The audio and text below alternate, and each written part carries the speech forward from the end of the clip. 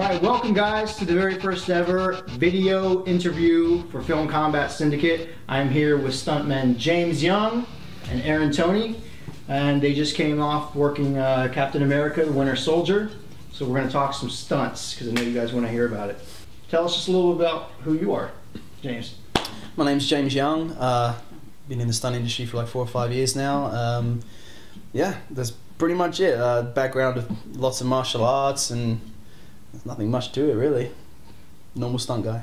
My name's Aaron Toney. Been in the business for probably about 9 or 10 years now.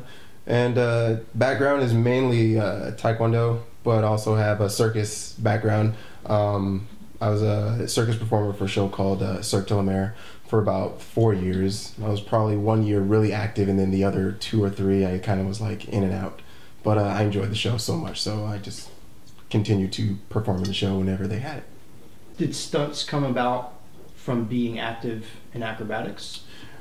I would say yes, because I got my start on Pirates of the Caribbean 2, and they needed a guy who could swim, and at that time, it was funny, like, oh yeah, black people don't swim. No, it's funny. What's funny is that the actor that they had was a guy named LeJean Stewart, and I think he was an extra and got the part later, so they had to actually needed just a double who was of like size, and at that time I was probably like 160. 165, okay. 165 pounds, and I had just come off of doing the live show, so I fit the bill, and that's how I kind of got into the business. I think my big start was Raise.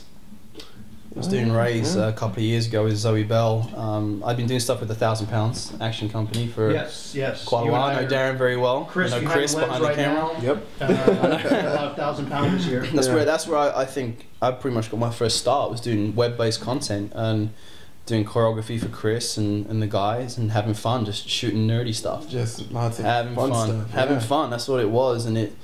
And then actually from that, that's how I got into Raise.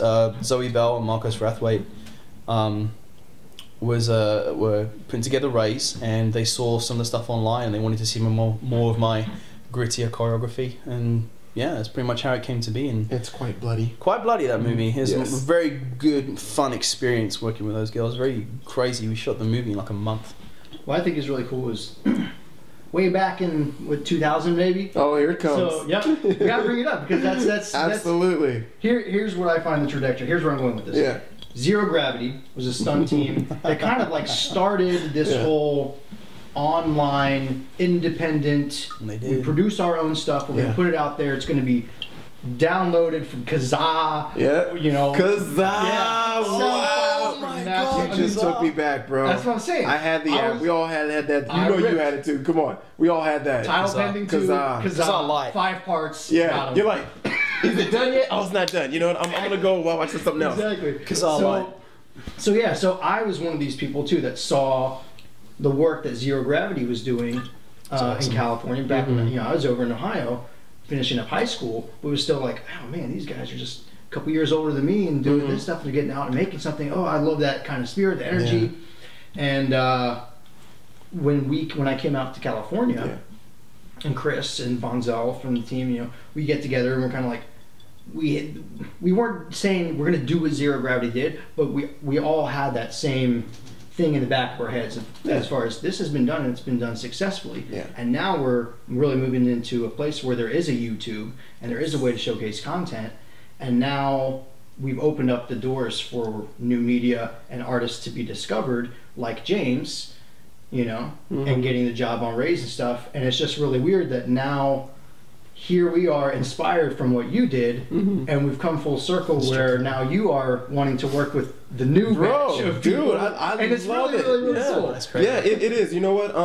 You know, Carrie Wong and Tony Chu really kind of set the stage for where I kind of wanted to go, because just being, you know, a martial artist and you see this stuff, and I was the kid in martial arts class who, whenever I would spar, I'd hit a pose, and I would get reamed all the time by my instructor. He was like, what are you doing? Keep hitting him. What are you doing posing? What are you doing? And I always had a knack for kind of showing off. It was always there, always there. Did you have a different kind of Kia? I totally had a different. I had a patented Kia. What was it? It was Yish! That's what I would do. Yeah. You know me, I do that now. Yeah. Yish! Yish! Yeah. Yish. But, you know, it was one of those things where you always wanted to be different and do a cool pose or something. I was that guy, unfortunately. I look back, it was dumb, but it's gotten me to where I am now. Exactly. But, you know, I think, you know, the independent fight game has really paved the way for a lot of people who are just, you know, it's what they really want to do, and now there's an avenue for it. So you don't have to go and be like, well, I look funny just doing videos. I probably shouldn't be doing this. No, go out and shoot stuff. Like, this is what you should. If that's your passion, do it. If that is your passion, do it, and do it 100%. You know, and you'll only get better. I've seen nothing but good things come from groups like the Stunt People and 1,000 Pounds and all these other groups, man. EMC. Lazy Brown Productions. EMC, Lazy Brown Productions. Yeah. All these guys are top notch, and to tell you the truth, a lot better than Hollywood, which is why I enjoy personally working with all you guys. Yeah. Like, I like having a paycheck. It's great.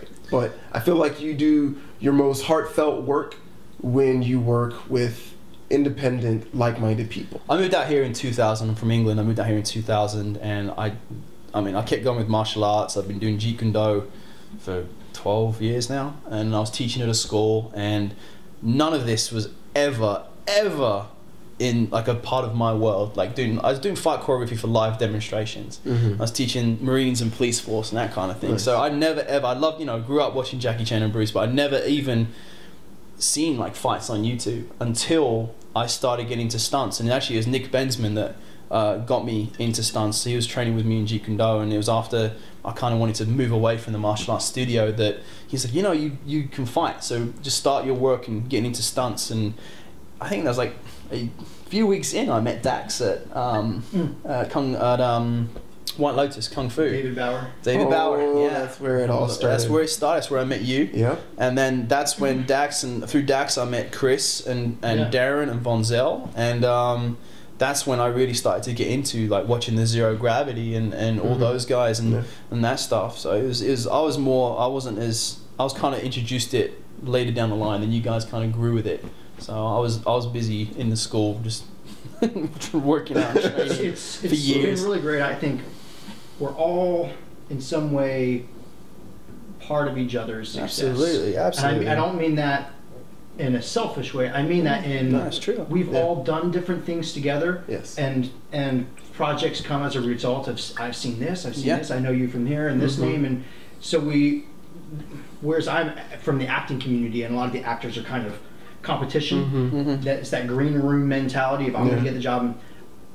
The stunt community, it's more love. Yeah. Brothers and sisters. Brothers and sisters. You train together at the same gyms. Yeah. It's a career where safety is so important. You want to make sure that somebody has the correct information. Yes. And you appreciate when somebody comes and asks questions to get something right. Absolutely. So when we see, you know, our own friends and people that we work with, like James, like when you got this big job, Captain America, it's like we all kind of felt this kind of personal pride of like, yay!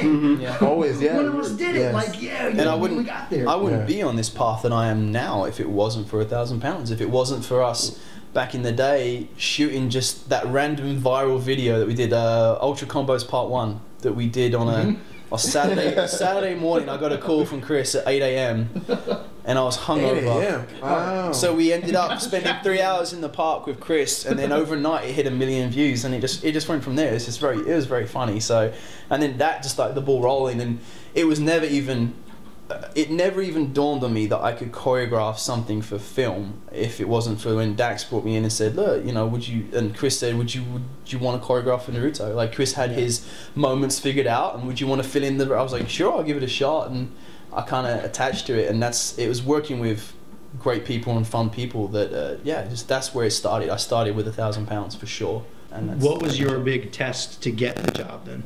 I was asked to do a raid style previs because that was what was hot at the time. Explain too also, because there's people that don't know about the background of essentially what previs means. Oh, okay. So a previs is a pre-visualization of action. It's something that we like to do if we get a fight scene, we'll shoot it in a gym, and we'll shoot it like an action sequence, so the director and producers can see what it's going to look like instead of having them come in and see choreography firsthand and walking it through. Yeah. They never get they We're leave that alone. we're good. They never get an idea usually. So to shoot it as an action sequence first, so they can get an idea of how the action's going to flow, what the choreography is going to be like. So like an animatic video. like an animatic video, exactly. Yes. So I got asked to do a raid style previous because raid was very hard at the time. It was really, everyone was always on about it. The choreography, the way it was shot, so the speed of it, how heavy it was hitting. So I was asked to do a pre-visualization of that, which I did with a few guys, a few friends, Nick Bensman, George Creighton, and David Chan, Guy De Silva. Did that, and then that got me kind of in the door to. Then I was asked to do another previs using Captain America, Black Widow, Falcon, and that's pretty much it. That was it. I shot 10 fights in a week. I did like 3 for each and a couple of bonus, and had Aaron there. I had Chris Brewster, who was a Captain America double, and Amy Johnston, who was a Black Widow double eventually. Had them do the sequences, so Marvel liked them, and Tom Harper, our boss, who's absolutely I love Tom. We love Tom. One of the coolest guys to ever work for. Did you say boss? Stunt coordinator. Stunt coordinator. It's sensational, absolutely sensational. And to work with him is it's not work. It's absolute fun, and we love it. So that got me in the door a little bit with Tom and the guys, and then basically Marvel then asked to see the elevator fight, and I went to Jam, the place where we all train, Aaron's gym, one of the owners. We went there and shot a previs, took a day. Yeah, it was like a day or so. Yeah, a day or so. Did a little couple pickups. Shot the elevator scene that you see in the movie. Shot a 4.5 minute previs for Tom and Chris Carnell, was our fight coordinator. Did that, and that was the thing that Marvel saw. They loved it, and just from then on, it was that was it. And Aaron, you were brought on to this project through who? Well, I got brought on through James, actually. James knew that I doubled Mackie on Anthony Mackie on Abraham Lincoln Vampire Hunter, and so I already had a relationship with Anthony, who's a really cool guy, by the way. Like, he's so awesome. He's so funny. He's like one of the nicest guys, one of the most genuine guys you'll ever meet, but also a phenomenal actor and is open to input and stuff like that. So it was great pleasure to work with. But I was brought in for that reason, but also because of what I could bring to the table.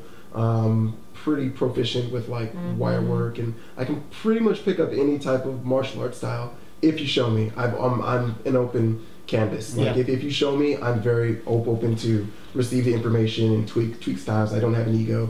Like James showed me some Wing Chun and some Jeet Kune Do, and I was very open to just play around. I was like, hey, are my shoulders right? You know, if I was too like rigid, he'd be like, relax your shoulders. You know, punch much more with your elbows underneath. You know, and all kinds of things that he pointed out to me to get me to look proper. With the style that they wanted to do initially for the test we did. Yeah, for Aaron as well, having the background in the acrobatics and taekwondo, capoeira, with all the wire work, and the Falcon stuff. He's an Army Ranger, so we try to keep stuff like Army centric, CQC, Krav Maga-ish, like almost let's say Bourne-ish. Like it essentially is kind of what people now associate with Army style. Is Bourne, very hands-on, very quick. So we kept very tactical. CQC in general. So we try to keep Falcon stuff like that, and let's talk about that gag. That knee. That knee. So there's a gag that happens, and James takes the. I think it's one of the. First off.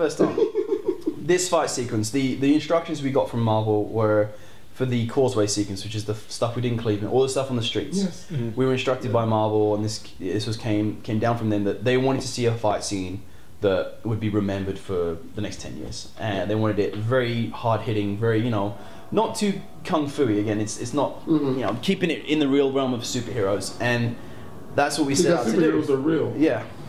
So that's what we set out to do. And when choreographing this piece, I put it together with... I put together the pieces in my mind first. I'd sit down and write in my book all the things I wanted to do. Then I'd bring in Sam.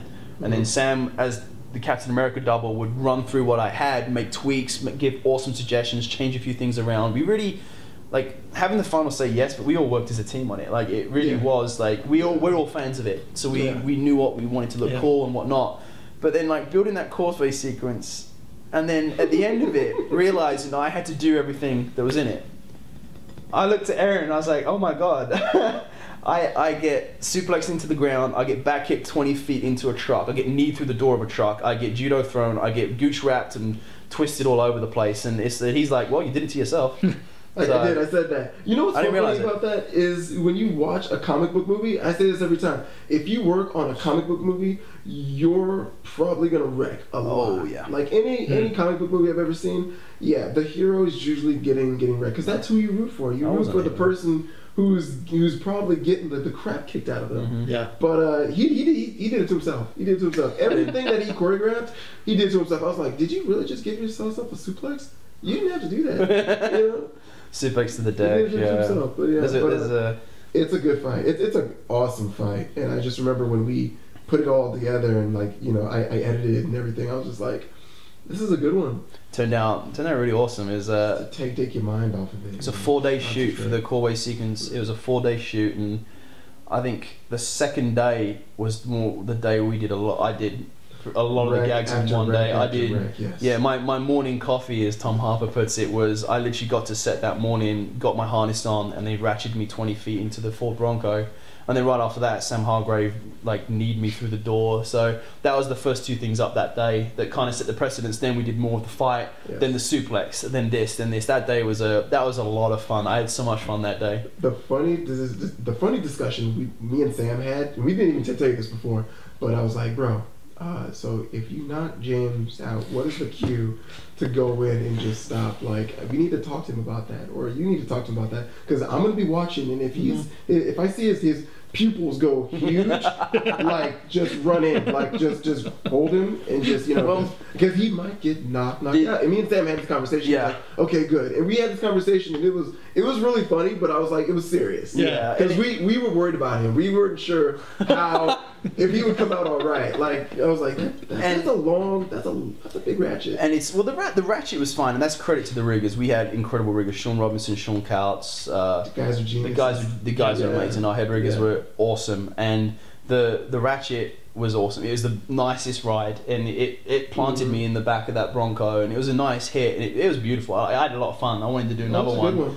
That knee, that knee was the funny one, because it was a heavy gag. It was 195 pounds of Sam Hargrave jumping off of panel mats at full sprint, scissor kneeing me into the chest of a Ford Bronco with gusto. And Sam, that's the great thing about Sam. He don't hold back, which you shouldn't. He blasted the crap out of me. And the discussion I had with Sam prior to that knee, because it's a very dangerous gag, because if he's off or I'm off, that's my chin. That's my collarbone, that's my nose, and that's a lot of force of a guy coming at people that know Sam. Yeah, it would have obliterated me if he'd hit me in the... But that's why Sam's so great. He nailed me straight in the chest, drove me into the door, and my head went through the window. That was awesome. But the conversation that we had before that was the funniest thing to me. So he goes, okay, if I hit you, because we have to overlap the action, it's not just getting hit into the car and then that's cut. Yes. I had to overlap him throwing a punch, blocking, and then me punching him in the face. And so the conversation was, all right, when I knee you and I have you settled, I'm going to look you in the eye, and if I see that you're there, I'm going to throw the punch and we'll keep going. If not, I'm just going to grab you. Yeah. So it's all like a blur to me. So I basically, I spoke with Sam, and he said, as I'm running towards you, just make yourself as big as possible. And that's all I did. When Sam came running and he hit those pads, I'm down here, and then as I have to hear him running, and as soon as I hear him hit those mats, and Sam did the ki, he did the so I'm like, oh, and I just opened up, and Sam planted me square as could be, drove me into that Bronco, and then right after that, all I remember is a fist. It's always good when you say all I remember. Yeah, you probably start to see this in your vision. Wake up! No, that hit was... I'm still filming. That hit was if I imagine being shotgun blasted in the chest. It was a huge hit, And the hits are real. The hits are real. And the funny thing was, I just remember the fist coming at me. He was like, "Oh shit!" So cover. the funny thing you remember is after I boom and I hit Sam and he goes backwards. Yeah. When I walked, I have to walk after him to overlap the action. I didn't walk in a straight line. I walked down the street that way. Sam had to come and get me. Yeah. It knocked me. Trying to look badass while you're I'm trying to walk like Sebastian, who just as Sebastian is the Winter Soldier. That when he walked around, you just felt intimidated. He seriously flipped. The day that I saw him, the day that we saw Sebastian for the first time, it was one of the most amazing transformations because he's a really calm guy, very awesome nice, guy. very cool when you talk to him, and then when he turns into the Winter Soldier, oh my god, man, like it's pretty awesome. Yeah. It's very awesome to see that, to see somebody take it there. It's very cool. It really is, and it gave me a lot of confidence as well. Like, oh, okay, yeah, sweet. Like, just, I need to overlap this. I need to walk like him, and then I'd work with Sebastian on how to walk, and I worked with Sebastian a lot during prep. Not only training him how to do the fight and training him with things he'd never fought before like this on film. So we spent 8 weeks training, and I bought him a knife on day one, and I was teaching him all the knife flips that we had to do, and he did a lot of good stuff. Like, he did really, really well. He did awesome. But just him walking around, I don't think I could replicate that. He's just badass. That's sweet. So Devin asks, how intensely did the costumes affect more mobility and performance? And then also, can James tell the vocal cue story? So let's first talk about your costumes. Okay, so let me go with the costume. My costume looked really cool. The Falcon's outfit is it's a hodgepodge of military mixed with practical. It looks like something he kind of put together out of pieces that he already had. But long story short, it was the heaviest thing I'd ever dealt with. Honestly, my hat's off to the costume designers because it looked amazing. But it was extremely heavy. It was very heavy. I think James would see me. I mean, I've trained with a weight vest. I trained with a 25-pound weight vest and 2.2-pound ankles and leg wraps because it was so heavy. I was probably wearing up to about 35 to 40 pounds on my back at one point in time. Jeez. And it was not light. And I had to run with it. And at one point, I did have to jump and flip. And I actually didn't wear the actual pack when I had to flip because I was like, guys, it's not going to work. So they CG the actual pack in. But it's looked great, but not practical. So hopefully for Cap 3 we'll get some R&Ds in time. Hey, be nice. But yeah. Winter's costume, the mask. I mean, it looks amazing, and the costume department killed it. The Winter Soldier looks, and Cap with the suit as well, looked amazing. Yes. The suit was great though. I really can't complain. I trained with a mask on a lot of the time because to get used to, because I knew for the whole sequence on the causeway I'd have to wear the mask, and most of the action I'd have to wear a mask. So the mask that I had fastened in pretty. I could turn my neck. I didn't feel like Batman. I wasn't like this. Like, I could actually turn my neck. It had good mobility. I think in the shoulders it was tight when you put it on, but once the leather warmed up it was fine. And then the arm itself, I'm not gonna go into detail on how they did the arm because a lot of people probably want to know that, but it was comfy, and once I got warmed up in it, there's a lot of KY jelly involved. But once it was on, the pants had full flexibility. A little bit in the shoulders was tight, but you can't really complain. Did you breathe pretty well in the mask? Yes and no. It had small little slits in it, like 3 slits. Once it was a process to get it on. To get it on, it took 5 minutes. They actually went in under the wig and attached, and they'd actually have to Velcro it in. To take it off took a couple of minutes too. But it was difficult to breathe. That's why I trained with the mask on. So I'd be fighting with Sam and training with Sam, and there were times where I'd be like, oh my god, he'd be like, no, keep it on, you got to keep it on. And Sam was amazing. Like, he really pushed us through it, and it did help so much to do that training because it was only small slits, and then in Cleveland when it was in the middle of summer, thunderstorms and whatnot, the humidity, so I'd get like water build up in it after a while. But I got used to it. Honestly, you got used to it, and everything. I can't complain about that. Rockstar hair never got in your my Trent Reznor haircut. Come on, that hair's awesome. It was. Hair makes a. I wish I had hair like that when I hair. Jackie Chan's secret. Hair makes is a awesome. Somebody photoshopped Captain Falcon with Winter Soldier hair. Yeah, totally. Like. Who doesn't want that hair? Chris, you know you want that hair. I'll tell you one thing. Come on, Chris. Needs hair, Come on, man. Chris. You know you want that hair. That's the first time I'd ever fought with long hair. Like, you guys don't really do that. And I have so much after working on Rays, I have so much respect for stunt women in general. But this made it even more. When I was in the sequence actually in the engine room fighting Heidi as Black Widow, and I was the last guy that she fought. And to see her go through that whole fight with hair in her eyes, and a lot of the stuff that she did with me in that fight, she couldn't see me when she threw that kick. She couldn't see me, and she said, "James, I'm just gonna have to throw the kick." Okay. For her to do that with that hair and those like the wedges on her boots, so much props. And then to finally, I said to Heidi one time we were on set, I was like, I know what you're dealing with now, all that hair in the eyes. But you know, it was good because it hides a double. But yeah, it does get everywhere. But honestly, the hair girls were amazing. That wig never came off. It felt comfortable. I'd wear it the whole day. I'd wear it 16 hours sometimes. It was amazing. So I can't complain. The vocal. Oh, the vocal cue. So what does that mean? I don't even know. Now the vocal cue was. There was during, if you've seen the movie, if you haven't, you should have seen it already. Yeah. The shot where Bucky has his mask, it comes off after Cap flips him. Bucky's standing in with the gun. Cap says Bucky, and he's like, "Who's Bucky?" Right when he's about to shoot Cap, the Falcon flies in and hits Bucky, and I did a ratchet to the ground. And so when we had Aaron was hoisted up on a crane and doing his flight in. Thing was, normally on a stunt gag, it's a 3, 2, 1 action. So with a ratchet, you know when it's gonna go. You know I gotta fight it a little bit. I know what I'm prepared. For this one though, they had to hit the ratchet right when Aaron stacked me, so it would sell the hit. There was no 3, 2, 1. So I literally standing there and it's blind. I hit action. And Aaron would fly in, and I wouldn't know when the ratchet was going, and it's very nerve wracking. You're like, oh, it's gonna go, and I don't want to be too slack in it. I want to be just right. So I said to Aaron, I was like, when you come by and you're about to hit me, I need you to give me a vocal cue. So I'm standing there. This is what he asked for. I'm standing there, looking all serious with this gun, and then action. I'm waiting for it. And I hear "Caca, bitch!" I'm like, "Caca!"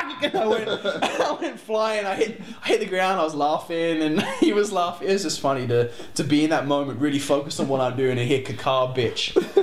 and I got slung to the ground. That's what Falcon says, though. Yeah, that's what he says, man. "Caca, bitch!" It's it. That's what it says. The vocal cue. So that was the vocal cue for that one. That was funny. You're ever gonna sneak up on your friends? "Caca, bitch!" Call bitch. Like that, just like that. All right. Is Scarlett Johansson more into good looks or a good personality? She's awesome. She's really cool. Yes. She's just awesome. She was bubbly. She was funny. She's goofy. She was wonderful to work with. Easygoing. I mean, day one when she walked in, I think we were rehearsing a fight, and she walked in and was dancing and singing. And she was really fun. Right when she came in. Yeah, she was, and she knows Heidi really well. So off the bat, she was just friendly. She was all of them. There was not one bad apple on set. Chris Evans, incredible. Sebastian, incredible. Anthony, Frank Grillo. Scarlett, all of them were incredible. Do you think that's one of the reasons why this film has felt more successful than other films? Maybe. From what I've been hearing, they're saying it's very awesome. Well, as Chris far and as Scarlett all the have known each other for a while. Yeah, that's what Chris they say. and Scarlett and Anthony is, they say he's a very welcome addition to the Marvel universe, which is great to hear. But he doesn't feel forced or anything. No. It's great. He's really cool. Like, the man does what he does, and he does it very, very well. It's funny. Everyone is disappointed when Anthony's not on set. It's interesting. Yeah, it's true. He's the energy. He's the life of the set, and that was what was fun. They're just all normal people, but they're just totally awesome, really cool people. Yeah. Really, really cool to hang out with, and just they were great to work with. Really great to work with. Best song to work out to? Oh God. Yeah. Hearts on Fire. Hearts on Fire. James. Oh my God, that's all right.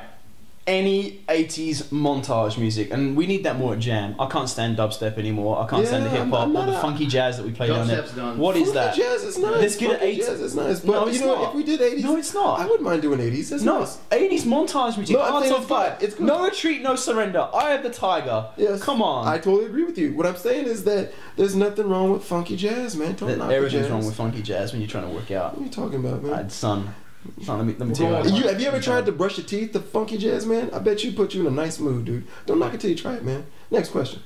Best song to make love to. 80s montage music. 80s montage. Exactly. Because making love, if done correctly, Hearts can on also be Fire. a good workout. And it could be a Hearts montage. Hearts on fire. Aaron? Yes. Same question? Hearts on Fire. Hearts on fire. All right. Hearts on fire. Mm-hmm. Yeah. You guys are making love the right way. Just works. You are working out. Just works, yeah. Sweat I like like Rocky. that. I like Sweat Hearts like on Rocky. Fire. Who doesn't like Hearts on Fire?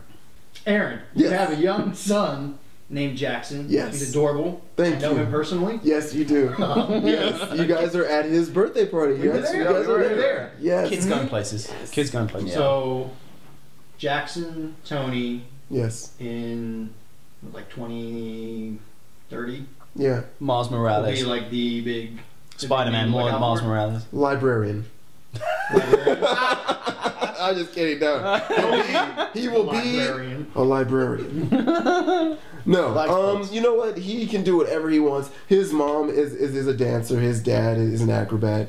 But he has a wealth of knowledge from all of his uncles and everybody. So he can do whatever he wants. If the kid wants to be a jazz musician, funky jazz, he Hey can man, be a jazz what was my musician. gift to him on his birthday? Man, it was one of the coolest things. Which gift are you talking about? I brought him a bunch of stuff. You bought him a bunch of What stuff. was You it? got him the big old doggy, but you bought him a Nerf sword, which was the coolest thing. Oh, And he didn't put it down, did He he? didn't put the sword down. Yeah. It was He knows. amazing. Yes. he knows not to. You don't He knows. relinquish your weapon. Yes, do not relinquish So you better the sword. disarm this off me before. Yes, totally. But no, he could totally be whatever he wants, but I would love for him to be a ninja. Apart from Captain America, what film are each of you most looking forward to seeing this year?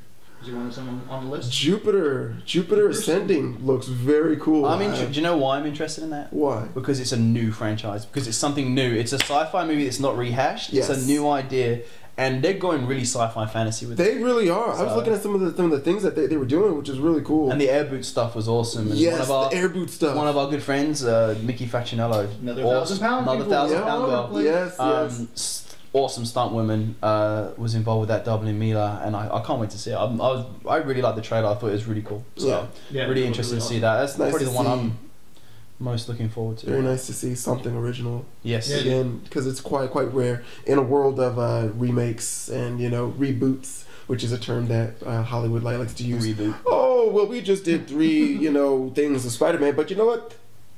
We're gonna do a reboot. It's okay. Let's just give another guy. It's fine. Mm-hmm.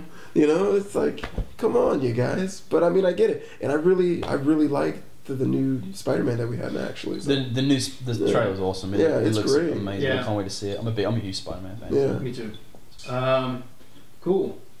Thank you both, seriously, for like sitting down and doing this, and it's cool to introduce the stunt side to the general public. Because a lot of people just don't know. They just take it for granted kind of what's going on, and I know the stars get a lot of the attention and maybe don't give as much attention as they should to the community, so I want to make sure that you guys get your names and faces out there and say, hey, we're people too, and we live lives, and we work hard for what we do, and we love what we do. Yes. And the movies would not be what they are without you guys, for sure. Thank you. It was an amazing experience, and again, thanks to Tom Harper, Chris Cornell, and Casey O'Neill, who were the best bosses you could ask for. They were phenomenal and incredibly talented. It was just an absolute pleasure. There was not a bad day of work at all. It was incredible to work on that movie and do what we could do, but work with such an amazing team. And other people to really give kudos to are the directors. Anthony and Joe Russo were extremely just accepting of us coming in and really letting us play. And it's such a joy, because when you give us a chance to come in and play, we don't want to do anything but give you 100%. James, your best American accent. Oh no! Oh man, do it! I want you to look into that lens and say that and say those lines. You don't get a chance to rehearse it in your best American accent. look at the camera. But yeah, this is to the people watching. You can do it. All right. You can do it. If you make me laugh, I'm gonna do it. All right. Go check out Captain America: The Winter Soldier on April 4th in IMAX 3D. English food tastes bad and it's bad for you.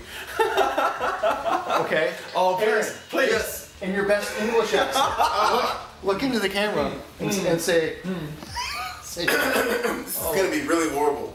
Go as old I don't King's sound like English as you can. Okay. He's gonna do Dick Van Dyke. All right. Go to Facebook and click like for the film Combat Syndicate page. Pip cheerio and all that. Sweet. Thank you guys so much for Yes, watching. that was dope. Thanks Film Combat Syndicate for arranging this interview. Well, thank you guys. Thanks Lee B. Golden for running the page. Thanks, Lee. I'm Darren Bailey, and thanks to our camera guys, Louis Polak and Chris Cowan, for shooting this stuff. Thank you guys. See you guys at the movies.